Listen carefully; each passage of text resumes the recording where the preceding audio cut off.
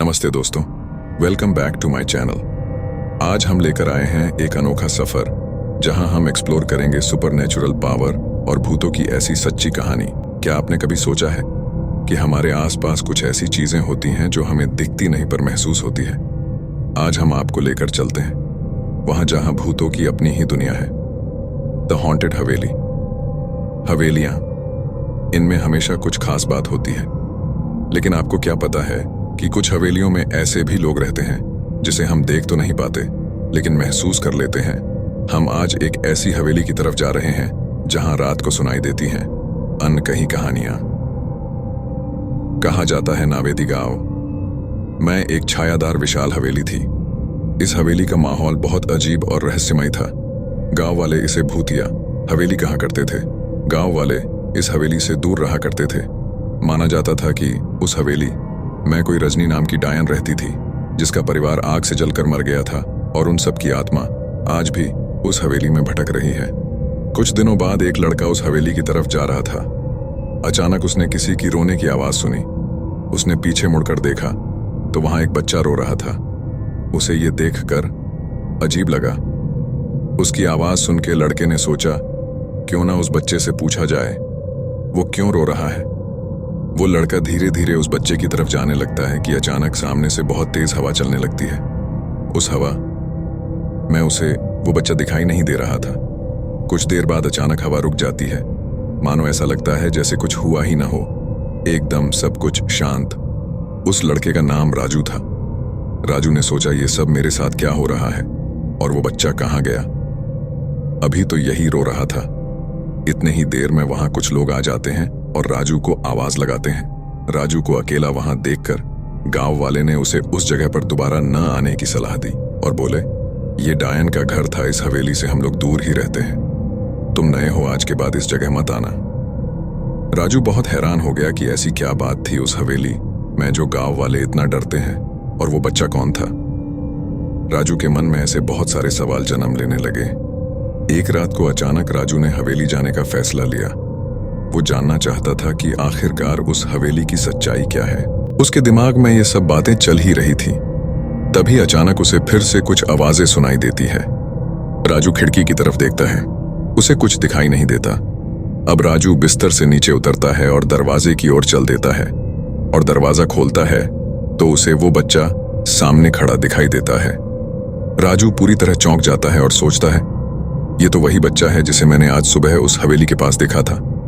राजू खुद को थोड़ा डरा हुआ महसूस करता है और धीमी आवाज में उस बच्चे से पूछता है कि कौन हो तुम और इतनी रात को यहां क्यों आए हो।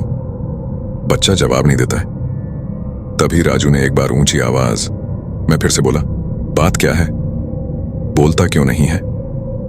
राजू की ऊंची आवाज घर के लोगों ने सुन लिया और भागते हुए राजू के पास आए और बोले, क्या हुआ मालिक, आप इतनी रात को अकेले दरवाजे पे क्या कर रहे हो।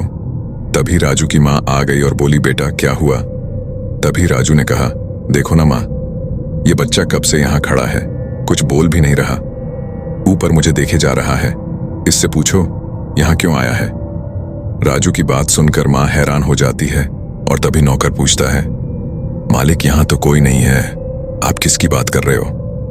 अब घर में सब शांत सा अजीब माहौल हो गया। राजू घबरा गया और बोला, ये बच्चा आप लोगों को नहीं दिख रहा। इतने में राजू की माँ ने बोला, बेटा लगता है तुम ज्यादा थक गए हो, मुझे तो यहाँ एक चिड़िया तक नहीं दिख रही, तुम मेरे साथ चलो और आज मेरे साथ सो जाओ।